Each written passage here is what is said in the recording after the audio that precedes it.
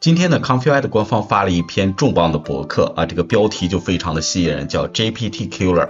那我翻译过来叫做 GPT 杀手。那么 GPT 我们都知道是目前功能最为强大、生成效果最为显著的一个模型。那如果说它发布的这个叫做 GPT Killer 啊，就是 GPT 杀手的话，那这个模型应该也是一个多模态模型。那这个模型的名字叫 Flex Context。而且你要注意啊，它是一个 API Node， 也就是不是部署在本地的，而是我们通过接口去访问的。那么它的效果呢，真的非常的棒。那我对它呢做了13项的测试，这里边呢包含去除背景啊、动漫转真人、扩展图像、风格的参考、风格的迁移、背景的切换、换装、物体的替换、物体的移除、换发型、改变表情，以及一系列的高级应用和文字特效的应用。那经过这一系列的测试呢，我并不敢说啊，这个模型一定是 GPT 的杀手，但是它是远超我们之前的这种开源模型的。如果大家记得的话，我们曾经在 Confui 上呢给大家构建过 SID 的工作流，大家可以通过 RunningHub.ai 来访问这个平台。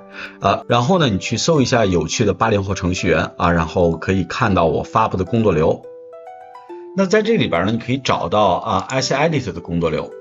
那么这个工作流的话呢，我们其实也能做到一些换装啊、换头发的一些效果啊。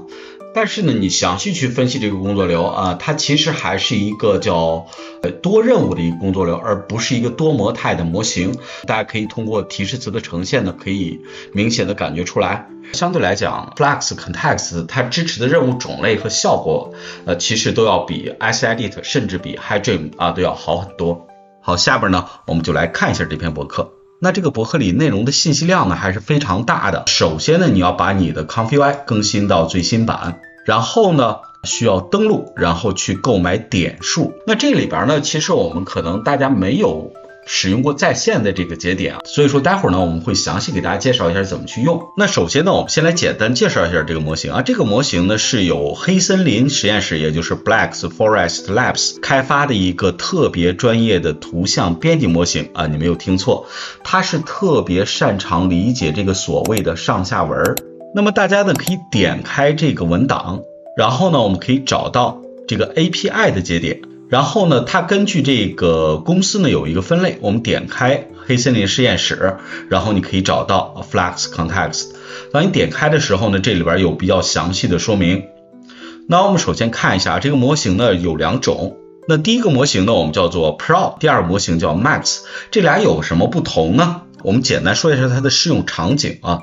那这个 Pro 模型呢是一个理想的编辑合成的这样一个模型，你一般情况下你碰到的任务呢都可以用这个模型来解决，所以说呢它适用于广泛的图像的编辑，比方说对象的修改啊、背景的替换啊、风格的迁移啊，这个都可以用这个模型。而这个 Max 模型呢，它的优点主要在这样几个方面。第一个就是排版，就是文字方面；第二个就是提示词的精确性，就是它的这个模型更加遵循你的提示词。另外呢就是速度，那它生成的速度会更快一些啊，这是这两个模型主要的区别。那当我们了解了这两个主要的模型之后呢，我们可以看到在文档下边呢，如果你不希望去下载它们模板里的工作流，可以把这个图像直接拽到你的 Confui 里边，就是你的工作流了。当然在这之前呢，我们需要做一些准备工作啊。这个准备工作呢，主要是登录和这个购买点数。那我们先说登录，登录有这样两种方式。第一种方式呢，其实我们是通过我们的邮箱和密码直接登录的，但是你要注意啊，这种呢只能用在广域网上，而局域网里边是不能用这种方式登录的。而局域网里边呢，我们只能用哪种方式呢？用 API-Key 这种方式。那所以说呢，我们首先呢，先得创建一个自己的账号，然后呢，创建一个 API-Key。首先呢，我们点开我们的设置，然后点用户，然后点登录。这个时候你可以选 API-Key 登录。然后呢，我们需要在这个官网上先登录一下。这样呢，我们可以采用谷歌邮箱登录的方式。登录完之后呢，我们这儿可以创建一个 API-Key。你注意啊，这个 API-Key 在第一次呢是完全可见的，但是后边呢就不能看了，所以说你要把它保存起来。完了之后呢，你把这个 API-Key 再回到你本地输到这个地方，然后点 Save。这个时候呢，我们就登录成功了。然后呢，我们下边再说一下充值。充值的话呢，同样是点这个设置，这儿我们点 Credit。然后呢，我们可以点purchase credit 购买这个点数。这个呢是按照美元进行购买的，但是你买的时候呢，可以用微信支付，也可以用支付宝支付，会用当前的汇率进行运算。所以说我们可以点 Buy Now， 这个时候呢会跳到网页里边，那你会发现它有支付宝和微信这个大家直接支付就可以了。那做到这儿，肯定很多人会有这些顾虑说这个我不愿意掏钱不愿意掏钱也没问题待会儿呢我会告诉你一个免费的方案，但是我建议大家还是充上一部分钱，因为 ComfyUI 呢它里边有很多的这个 API 的节点，后续呢我们肯定是不能忽略掉这个部分的，而且呢你要注意，凡是交费的一般呢都会比较好用而免费的呢总会出现各种各样的问题，对吧？这是我们一般的一个常识。那我们完成了这些基本的操作之后呢，就可以来跑我们这个工作流了。大家注意我这儿给大家列举了12种比较常见的功能。那么第一个呢，其实就是什么？移除背景这个非常的简单。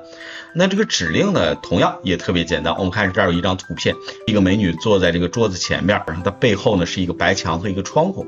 然后我这个指令叫 remove the background， 就是我现在去除这个背景。你要注意，这儿有一个非常重要的选项，就是我们希望输出的这个它的分辨率是多少？当然指的是一个比例那比方1:1，那就是1024乘以1024的。然后后边呢，一般我们是不进行修改的。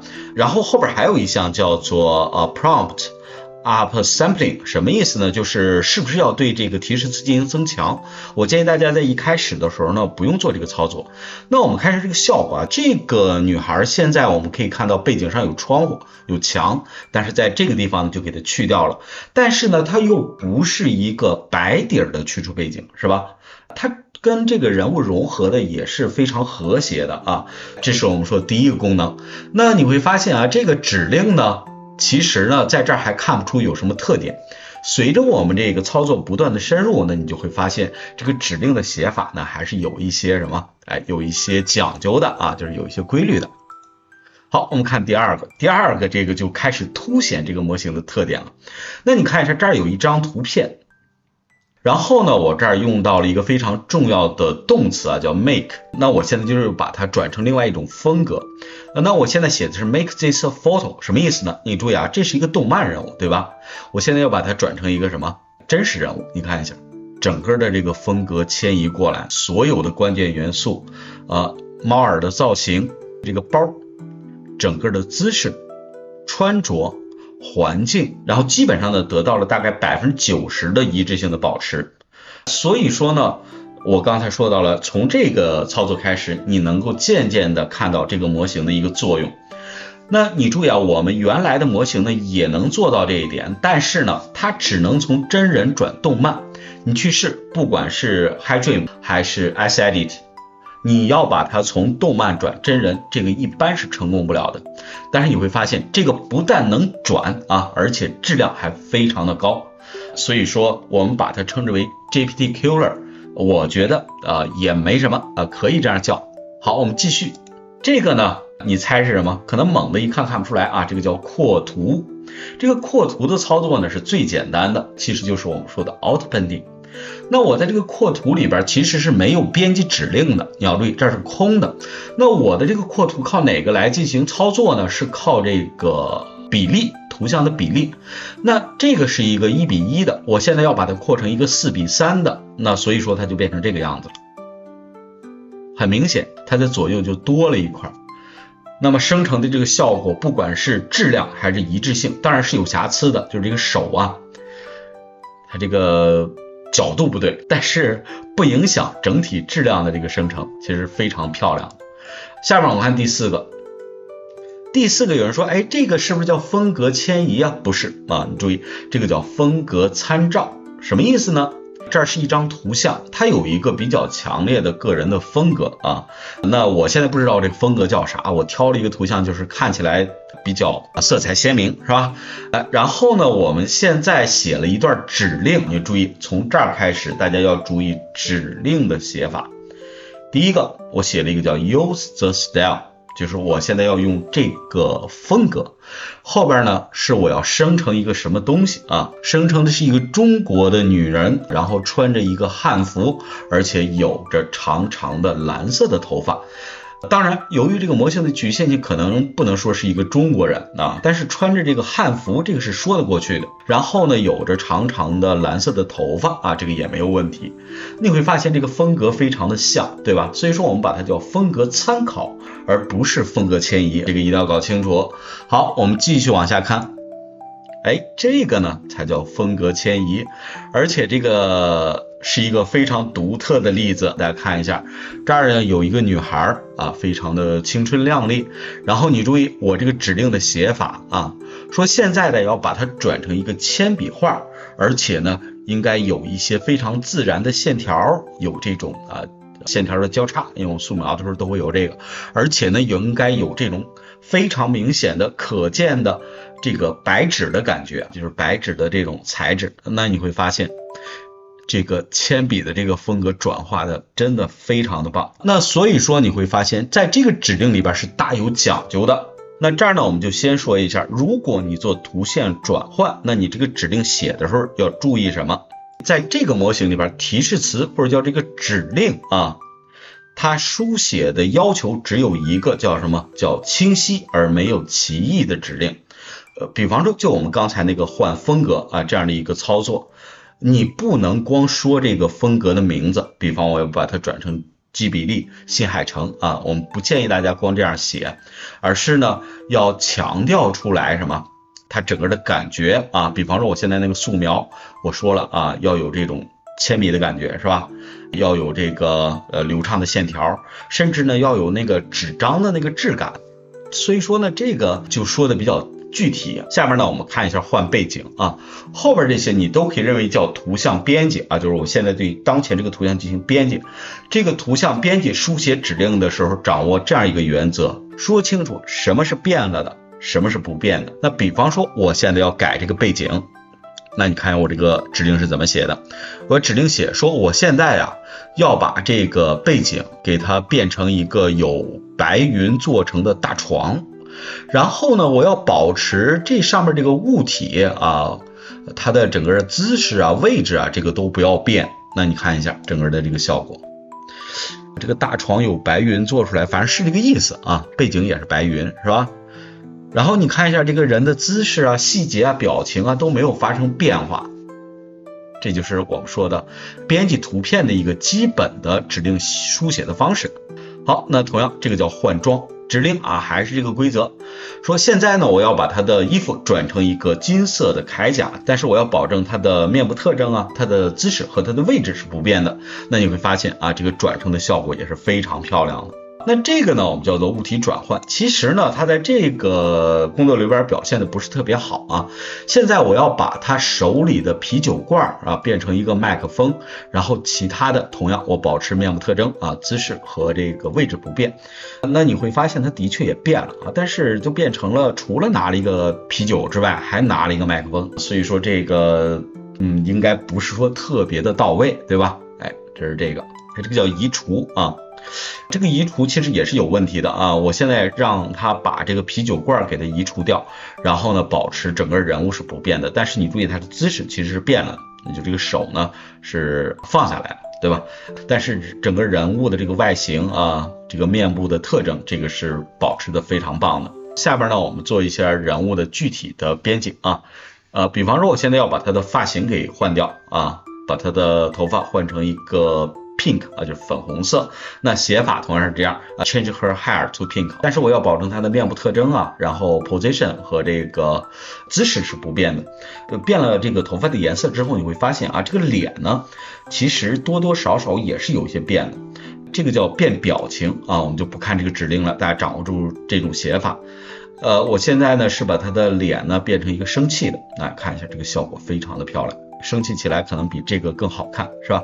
好，那我们看一个高级应用，我们先看效果吧。这儿有一个男的和一女的啊，我最终呢是把这个男的呢换成了一条狗，把这女的呢换成了一只猫。那这个指令呢就不像我们刚才说的那么简单了啊，你看一下，我是这样写的，说 make the woman in pink dress a cat，把穿粉红色长裙的那个女的给它变成一只猫，然后make the man in dark blue coat a dog， 把穿那个蓝色长袍的那个男的给变成一条狗。这个里边的提示词也是有一些玄机的，大家不要简单的用 he 或者 she 或者是 the man the woman 这样去写啊，指代这个图片里的人，要说清楚到底是谁。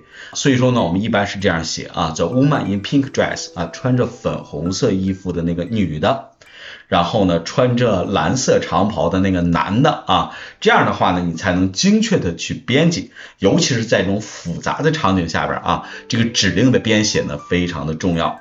那我们再看最后一个，在这之前呢，我们先来说一下，大家有没有注意啊？我现在用的这个节点是一个 Pro 节点，后边呢我就换了一个啊，这个是那个 Max 节点。我们再回顾一下，大家还记得 Max 节点和 Pro 节点它的区别是什么吗？ Pro 节点呢是一般图片处理用到的模型，而这个 Max 节点它在文字的排版上啊，响应速度上以及提示词的理解上会更加的到位。那大家看一下，我这传了一张图片啊，这上面写的是 Flux 啊 Context， 然后 Max。然后呢，我这儿写了一段提示词，说 make the letters 3D 啊，什么意思呢？就是我要把这个字母呢变成 3D 的一个效果啊。然后呢，我们要让每一个这个文字啊，都好像用这个非常干净的玻璃来组成，而且里边呢大概就装了一半这种粉红色的液体。然后呢，整个这个文字被放在了什么？放到了一个这个风景的这样一个场景里头啊，而且呢后边有一个非常大的天空啊，那你会发现这个效果非常的棒，文字做成了这种 3D 的效果啊，好像是每个玻璃瓶里边装了一半粉红色的液体，然后呢给放到了一个风景作为背景的一个场景里头。那通过我这样的一系列的操作，那我现在问你，如果把它称之为叫 GPT Killer， 你觉得有问题吗？我觉得其实是可以的啊。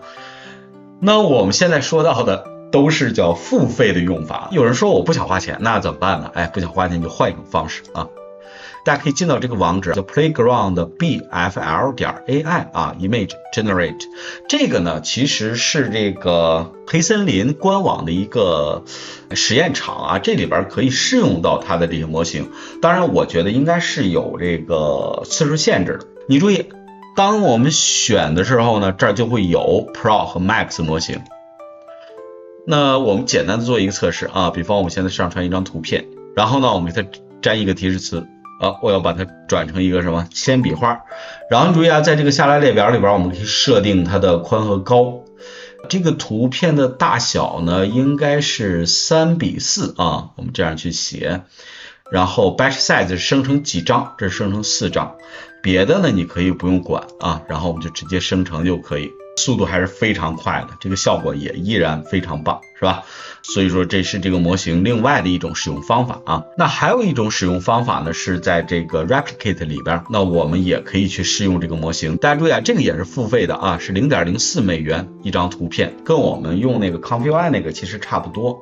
有一个非常有意思的问题，大家可以去琢磨琢磨啊，说当这种 AI 工具能够这么精准的理解或者执行我们的指令的时候啊，那所谓的人工智能的那个创意，它这个核心的驱动力到底是在工具本身，还是在我们的这种构思和表达的指令的这些能力上面？所以说我觉得这个也是非常纠结的一个问题啊。我们说了人工智能非常有创造力啊，但是通过这样的模型你会发现，你需要特别精确的告诉它指令是什么，而这个指令其实是由你来构思的嘛。所以说这个创造力到底是在人工智能上面呢，还是在你这儿呢？这个大家可以好好想想这个问题啊。好，今天呢我们就说这么多，关注我，做一个懂爱的人。